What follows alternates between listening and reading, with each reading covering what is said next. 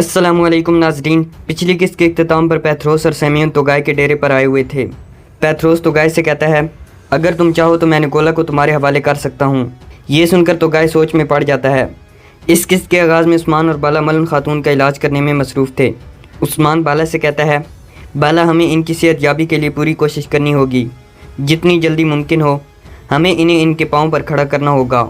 बाला कहती है, हजूर आप अपने मामूलात पर तवज्जो दे सकते हैं।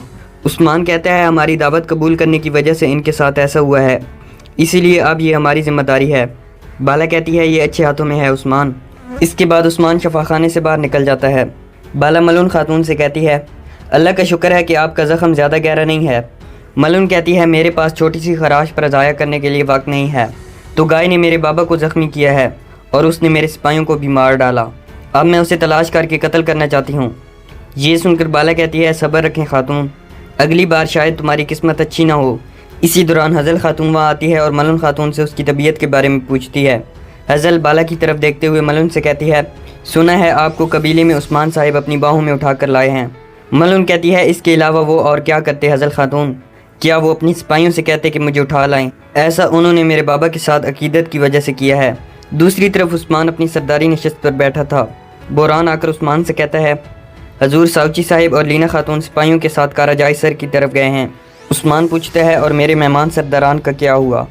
बोरान कहता है, वो सिपाहियों की हिफाजत में अपने कबाइल वापस लौट रहे हैं। बमसी साहिब पूछते हैं, क्या हुआ है उस्मान? क्या काफरों ने फिर से कोई चोट पहुँचाई है?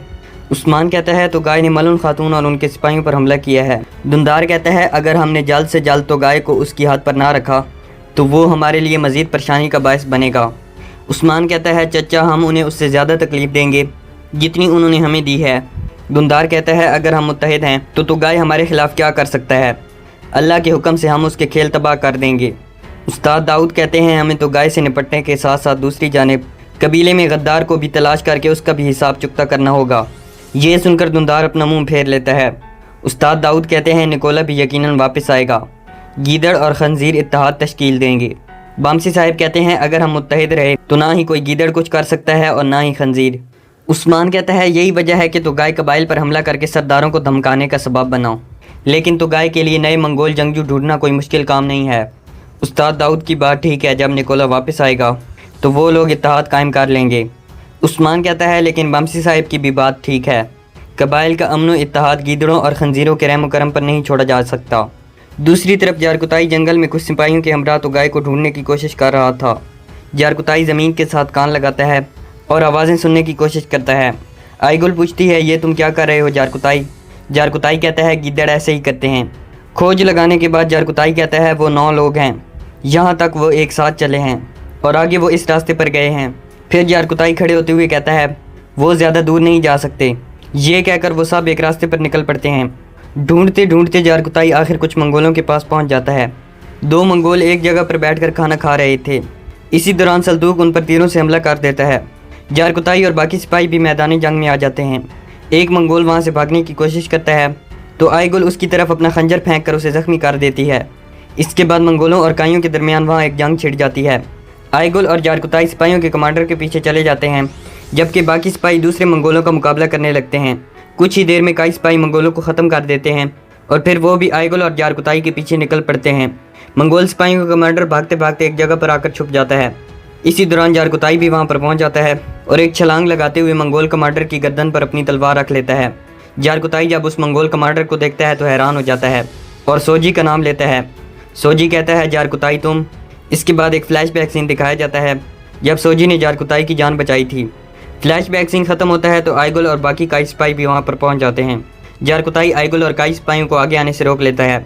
आईगुल जारकुताई से पूछती है, तुम हमें क्यों रोक रहे हो जारकुताई? जारकुताई आईगुल को एक तरफ ले जाता है तो एक कई सिपाही सोजी की गर्दन पर अपनी तलवार रख लेता है। जारकुताई आईगुल से कहता है, इसे जिंदा रहने दो, ये हमें तो गाय की कछार तक ले जाएगा। दूसरी तरफ दुंदार पैथरोस और सेमियन के पास आया हुआ था। दुंदार कहता है, मैं कुछ वक्त के लिए यहाँ नहीं आऊँगा, मेरा पीछे रहना फ़ायदेमंद रहेगा। पैथरोस कहता है, आप उस्मान के शकूक को पहले ही उड़ा चुके हैं, अब डरने की क्या बात है? दुंदार कहता है, जिसकी जान को ख़तरा है वो मैं हूँ। पैथरोस कहता है, जिसने अपनी साख ख़राब कर ली हो, आप उससे खौफज़दा हैं। फिर पैथरोस दुंदार को बताते हुए कहता है, निकोला शहंशाह के पास से वापस आ गया है धुंधार कहता है मतलब शहंशाह अभी भी उस पर भरोसा करता है। अगर ऐसा है तो वो और भी ज़्यादा मजबूत होकर वापस आया होगा। पेथरोस कहता है मजबूत होने के साथ साथ वो बड़ी तादाद में सिपाही भी अपने साथ लाया है और अब वो उस्मान को ख़त्म करने के लिए तुगाई से मुलाकात कर रहा है। धुंधार कहता है उस्मान के दुश्मन इससे पहले कभी यूँ मुत्तहिद नहीं हुए। सेम्यून कहता है और आप सरदार की पोस्ट के इतना करीब इससे पहले कभी नहीं हुए। पेथरोस कहता है मतलब अब आपको डरना नहीं चाहिए धुंधार। दूसरी तरफ उस्मान सरदारी खेमे में खड़ा कुछ सोच रहा था। इसी दौरान बुरहान अंदर आकर उस्मान को बताता है कि जारकुताई और आईगुल वापस आ गए हैं और वो अपने साथ एक मंगोल को पकड़कर यहाँ लाए हैं। दूसरी तरफ एनागोल किले का मंजर दिखाया जाता है। एक गवर्नर हेलन से कहता है क्या मतलब कि निकोला पहले वाला निकोला नहीं रहा। हेलन कहती है जल्द ही तुम अपनी आंखों से देख लोगे। इसी दौरान निकोला सामने आता है तो हेलन गवर्नर से कहती है निकोला कुस्तुनतुनिया से तुम्हारी सोच से भी ज़्यादा ताकतवर बनकर आया है। निकोला अपने सर से ताज उतार देता है और फिर हाल में दाखिल हो जाता है।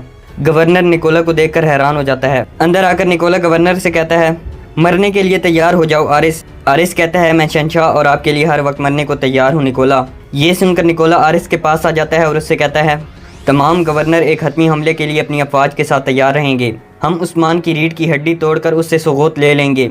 आरिस पूछता है क्या हमारे फौजी इसके लिए काफ़ी है निकोला। ये सुनकर निकोला आरिस को गले से पकड़ लेता है और उसके गले को ज़ोर से दबाने लगता है। आरिस जब मरने के बिल्कुल करीब होता है तो निकोला आरिस को छोड़ देता है। आरिस कहता है मैं जंग करते हुए मरना चाहता हूँ निकोला। निकोला कहता है उस्मान ने सरदारों को इकट्ठा किया है, वो एनागोल को लेने का इरादा रखता है। मुझे बताओ आरिस अगर उस्मान एनागोल ले लेता है तो क्या तुम जिंदा रह सकोगे। आरिस कहता है मैं आपके लिए मरने को तैयार हूँ निकोला। ये सुनकर निकोला आरिस को मुंह से पकड़ लेता है और कहता है तो फिर अपने कान खोलकर मेरी बात गौर के साथ सुनो। जब उस्मान एनागोल को लेने की मनसूबाबंदी कर रहा है तो हम सुगोत में उस पर कड़ा वार करेंगे। निकोला कहता है शहंशाह एक बड़ी फ़ौज भेज रहा है आरिस और उस फ़ौज की क़यादत खौफनाक कमांडर कोगोनोस कर रहा है। ये कहकर निकोला आरिस को छोड़ देता है तो आरिस खुश होते हुए कहता है निकोला आखिरकार तुर्कों का इंजाम होने वाला है। यीशु मसीह हमारी सल्तनत को सलामत रखे। ये सुनकर निकोला आरिस का बाजू पकड़ लेता है और बाजू को घुमाते हुए कहता है यीशु मसीह खुद को भी रूम के गज़ब से नहीं बचा सकता। ये कहकर निकोला आरिस को छोड़ देता है और फिर हेलन के पास आकर कहता है आखिरकार गिहातू के शिकारी कुत्ते काला शमंतोगाय से मिलने का वक्त आ गया है। हेलन कहती है वो रवाना हो चुका है जनाब। निकोला आरिस से कहता है तुम गवर्नरों से बारी बारी मिलो और उन्हें बताओ कि वो अपनी फ़ौजें तैयार रखें। ये कहकर निकोला अपने तख्त पर आकर बैठ जाता है। दूसरी तरफ मंगोल कमांडर को जेल वाले पिंजरे में बंद कर दिया गया था। उस्मान मंगोल कमांडर पर तशद्दुद करते हुए उससे पूछता है बताओ तोगाई कहाँ है। कमांडर कुछ नहीं बोलता तो उस्मान कहता है तुम ज़रूर बोलोगे। ये कहकर उस्मान उस पर थप्पड़ों और मुक्कों की बारिश कर देता है। जारकुताई को यह देखकर दुख हो रहा था। आईगुल मुसलसल जारकुताई को देख रही थी। मलन खातून भी सेहतयाब हो चुकी थी और वो भी जेल वाले पिंजरे में मौजूद थी। उस्मान जारकुताई की तरफ देखता है तो जारकुताई गर्म पानी सौजी पर फेंकता है। उस्मान अपना खंजर निकाल लेता है और खंजर की मदद से सौजी को तकलीफ़ देने लगता है। जब उस्मान सौजी को छोड़ देता है तो सौजी तकलीफ़ में तड़पते हुए जारकुताई की तरफ देखता है। मलन आगे बढ़कर सौजी को मुंह से पकड़ते हुए कहती है बोलो सांप मेरे बाबा को ज़ख्मी करने वाला और मेरे सिपाहियों को मारने वाला जलील कहाँ है। सौजी कहता है तो गाय अब तुम लोगों का साया है, जब तक तुम उसे कत्ल नहीं करोगे वो तुम्हारे पीछे रहेगा। ये सुनकर मलन खातून अपना खंजर निकालकर सौजी को मारने लगती है मगर उस्मान मलन का बाजू पकड़ लेता है और कहता है मलन खातून ये मंगोल मुझे ज़िंदा चाहिए। ये सुनकर मलन खातून जेल वाले पिंजरे से बाहर चली जाती है। उस्मान अपने सिपाहियों से कहता है तुम लोग जारी रखो, अगर ये भागा या ये मार गया तो फिर तुम लोग मेरा गज़ब देखोगे। ये कहकर उस्मान भी जेल वाले पिंजरे से बाहर चला जाता है। उस्मान के जाने के बाद बुरहान आगे आता है और मंगोल कमांडर सौजी पर तशद्दुद करने लगता है। बाहर आकर उस्मान मलन खातून से कहता है आपने मुझसे वादा किया था कि आप अकेले कुछ नहीं करेंगी, लेकिन आप अपना वादा तोड़कर तुगाई के पीछे चली गई। मलन कहती है आपने मुझे मजबूर किया था उस्मान साहिब। ये सुनकर उस्मान रुक जाता है। मलन कहती है आप जानते थे कि कबीले पर हमला करने वाला तुगाई था, मगर आपने उसे छुपाने की कोशिश की। उस्मान कहता है मैं आपको आने वाली परेशानी से बचाने की कोशिश कर रहा था। ये कहकर उस्मान आगे की तरफ चलने लगता है तो मलन भी उस्मान के साथ चलते हुए कहती है हम दोनों तुगाई को पकड़ना चाहते हैं, चले हम ये सोचते हैं कि ये सब हम कैसे करेंगे। उस्मान रुक कर कहता है सबसे पहले आपके बाबा हमारे कबीले में मेहमान बन कर आएँ, हमारा मिलकर खड़ा होना ज़्यादा मुनासिब है। मलन कहती है अगर वो कुत्ता जो पकड़ा गया है वो कुछ न बोला तो आपने तुगाई से मुतल्लिक क्या करने का सोचा है।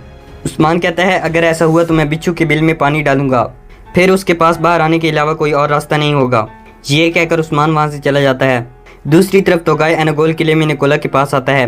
तोगाई निकोला से पूछता है तुम मुझसे क्या वादा कर रहे हो निकोला।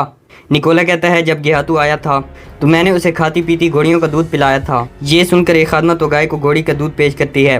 तोगाई दूध पीने से कतराता है तो निकोला तोगाई से दूध का गिलास लेकर झट में पी जाता है। ये देखकर तोगाई दूध वाली सुराही उठाता है और सुराही में मौजूद दूध पीने लगता है। तोगाई निकोला से पूछता है क्या तुम मेरी ताकत से खौफजदा होकर मेरी इज्जत करते हो या फिर तुम उस्मान की ताकत से खौफजदा हो। निकोला कहता है उस्मान तुम्हारी लाश को ना रौंद डाले, मैं इस चीज़ से खौफजदा हूँ। ये सुनकर तोगाई गुस्से से निकोला को देखने लगता है तो निकोला कहता है ये गज़ब मेरे लिए नहीं बल्कि उस्मान के लिए संभाल कर रखो। तोगाई कहता है मेरा गज़ब तुम दोनों के लिए काफ़ी है। ये कहकर तोगाई निकोला के तख्त की जानिब बढ़ने लगता है। तोगाई निकोला से पूछता है क्या तुम मुझे अपना तख्त भी दोगे। ये सुनकर निकोला तख्त के पास आ जाता है और तख्त पर हाथ रखते हुए कहता है जब तक उस्मान जिंदा है तो ये तख्त ना ही मेरे किसी काम का है और ना ही तुम्हारे। तोगाई कहता है जो फौजी तुम मेरे मातहत करोगे उनके बदले मैं तुम्हें पत्थर के मकबरे में जगह दूंगा। ये कहकर तोगाई निकोला की पेशकश को ठुकरा कर वहाँ से चला जाता है। निकोला कहता है तुम वापस आओगे तोगाई।